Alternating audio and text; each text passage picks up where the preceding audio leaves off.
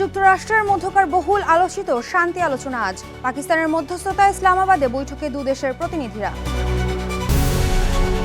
Iran যুক্তরাষ্ট্রের যুদ্ধবিরতি বিশ্ব রাজনীতিতে এনেছে বড় পরিবর্তন, নতুন শক্তি হিসেবে আবির্ভূত তেহরান, বিশ্বে তৈরি হচ্ছে নতুন জোট। বাংলাদেশি কর্মীদের জন্য শিগগিরই শ্রম বাজার খুলে দিতে একমত মালয়েশিয়া, দ্বিপাক্ষিক বৈঠকে বিনিয়োগ সম্ভাবনা নিয়েও আলোচনা। সুদানে বিয়ের অনুষ্ঠানে ড্রোন হামলায় নারী ও শিশু সহ অন্তত ৩০ জন নিহত, সেনাবাহিনীকে দায়ী করল মানবাধিকার সংস্থাগুলো। এবং সীমান্ত নিরাপত্তায় ব্যর্থতার অভিযোগে কলম্বিয়ার ওপর আমদানির শুল্ক বাড়ল ইকুয়েডর, পাল্টাপাল্টি উত্তেজনায় বিদ্যুৎ রপ্তানি বন্ধ।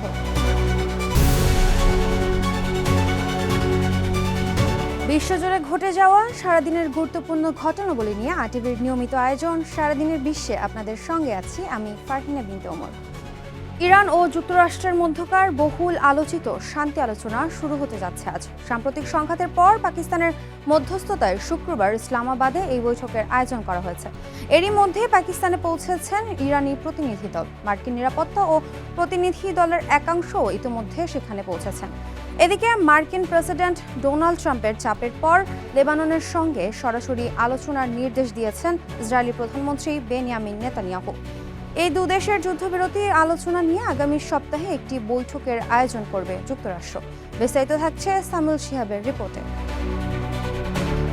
ইরান যুক্তরাষ্ট্রের যুদ্ধবিরতি বিশ্ব রাজনীতিতে বড় পরিবর্তন এনেছে।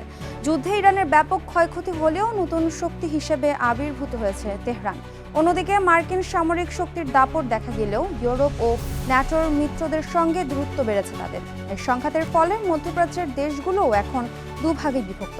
আরেকদিকে চীন ও রাশিয়া ইরানের পাশে দাঁড়ানোয় বিশ্বের নতুন জোট তৈরি হচ্ছে।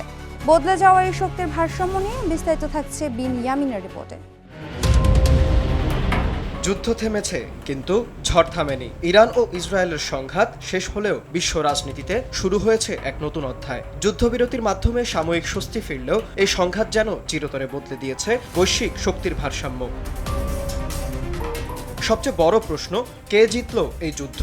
ক্ষয়ক্ষতির হিসাব বলছে ইরানই সবচেয়ে বেশি ক্ষতিগ্রস্ত হয়েছে। দেশটির সামরিক নেতৃত্বের বড় অংশ হারিয়ে গেছে, ধ্বংস হয়েছে মিসাইল ও ড্রোন সক্ষমতা, ভেঙে পড়েছে গুরুত্বপূর্ণ অবকাঠামো। হাজারো মানুষের প্রাণহানি ও আহত হওয়ার ঘটনায় ভেতরে ভেতরে নড়বড়ে হয়ে উঠেছে রাষ্ট্রীয় স্থিতিশীলতাও। নিজেদের শক্তির প্রদর্শন করেছে জোরালোভাবে। ডোনাল্ড ট্রাম্পের নেতৃত্বে মার্কিন বাহিনী দূরপাল্লার হামলা ও বিমান শক্তির সক্ষমতা আবারও প্রমাণ করেছে। মধ্যপ্রাচ্যে থাকা একাধিক বিমান ঘাঁটি ধ্বংস হলেও অপারেশনাল দক্ষতায় পিছিয়ে পড়েনি যুক্তরাষ্ট্র। তবে এখানেই লুকিয়ে আছে বড় টুইস্ট। যুদ্ধের ফলে পশ্চিমা জোটে দেখা দিয়েছে ফাটল। ন্যাটোর অনেক সদস্য দেশ সরাসরি যুক্তরাষ্ট্রকে সমর্থন দেয়নি, ফলে ইউরোপ আমেরিকার সম্পর্কেও তৈরি হয়েছে নতুন টানাপোড়েন। একই সময় রাশিয়া ও চীন স্পষ্টভাবে ইরানের পাশে দাঁড়িয়েছে। সমরবিদেরা বলছেন এটি বিশ্ব রাজনীতিতে নতুন মেরুকরণের সূচনা। মধ্যপ্রাচ্যের ভেতরেও তৈরি হয়েছে নতুন বিভাজন। শিয়া সুন্নি দ্বন্দ্ব এবার রাজনৈতিক রূপ নিয়েছে। সৌদি আরব, সংযুক্ত আরব আমিরাত, কুয়েত ও বাহরাইন এই সুন্নি রাষ্ট্রগুলো পশ্চিমাদের দিকে ঝুঁকছে, আর শিয়া শক্তিগুলো সরে যাচ্ছে রাশিয়া ও চীনের দিকে। এই সংঘাতের সবচেয়ে বড় কৌশলগত কেন্দ্র হরমুজ প্রণালী। বিশ্বের তেল বাণিজ্যের অন্যতম গুরুত্বপূর্ণ এই রুট বন্ধ হয়ে যাওয়ায় জ্বালানি নিরাপত্তা নিয়ে চিন্তায় পড়েছে চীন সহ অনেক দেশ। আরও একটি বড় ধাক্কা এসেছে আন্তর্জাতিক অস্ত্র বাজারে। ইরানের আকাশ প্রতিরক্ষায় ব্যবহৃত রাশিয়া ও চীনের প্রযুক্তি বারবার ভেদ করেছে মার্কিন ও ইসরায়েলি হামলা। এতে এই দুই দেশের প্রতিরক্ষা ব্যবস্থার কার্যকারিতা নিয়েও উঠেছে প্রশ্ন।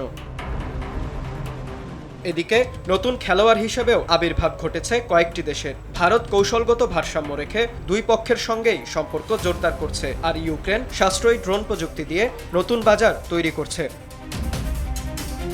তবে আন্তর্জাতিক সম্পর্ক বিশ্লেষকেরা বলছেন শক্তি প্রদর্শনে সফল হয়েছে ওয়াশিংটন, আবার সমালোচনাও আছে। নিরপেক্ষ বিশ্লেষকের মতে এটি এক ধরনের নৈতিক পরাজয়, কারণ ডোনাল্ড ট্রাম্প যে লক্ষ্য নিয়ে যুদ্ধে নেমেছিলেন তার বেশিরভাগই অর্জন করতে পারেননি, বরং শেষ পর্যন্ত ইরানের শর্তেই যুদ্ধবিরতিতে যেতে হয়েছে তাকে।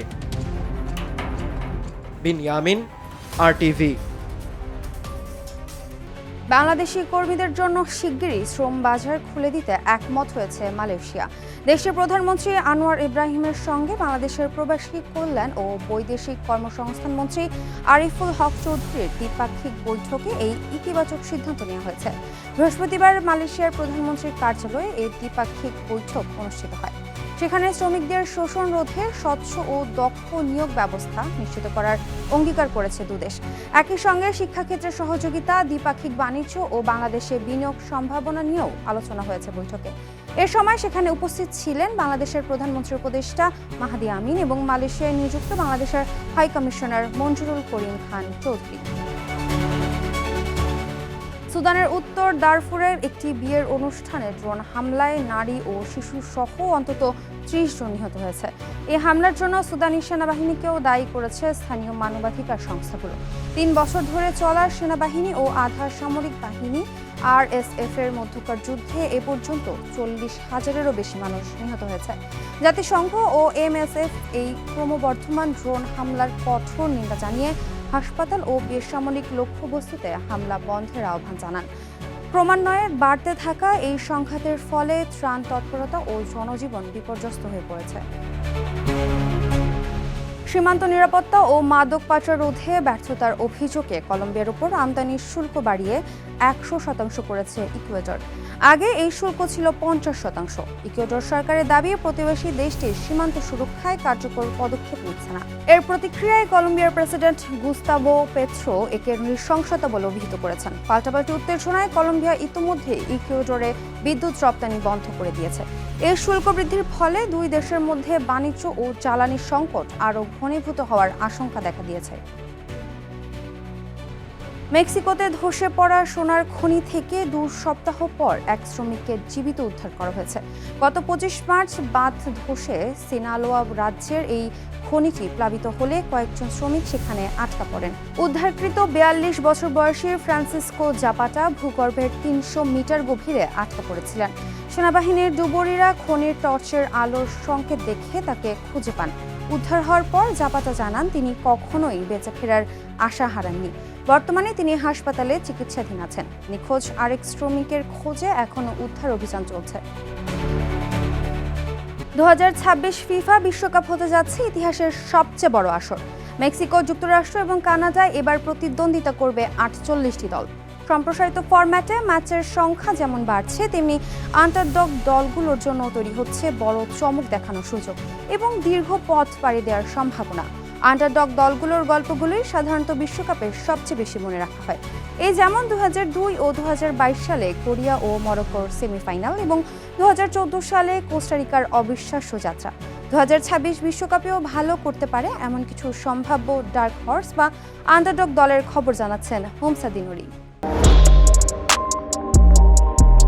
এবারের বিশ্বকাপে ইউরোপ অঞ্চল থেকে চমক দেখাতে পারে নরওয়ে, ডেনমার্ক ও সুইজারল্যান্ড। বিশ্বের অন্যতম সেরা স্ট্রাইকার ও গোলমেশিন আর্লিং হল্যান্ড এবং আর্সেনাল প্লেমেকার মার্টিন ওডেগার্ডের নেতৃত্বে বড় দলগুলোর জন্য হুমকি হতে পারে নরওয়ে। কাউন্টার অ্যাটাক, দ্রুত ট্রানজিশন ও হাল্যান্ডকে কেন্দ্র করে গোল স্কোরিং অ্যাবিলিটিতে অন্যান্য আন্ডারডগদের চেয়ে বেশ খানিকটা এগিয়েই থাকবে নরওয়ে।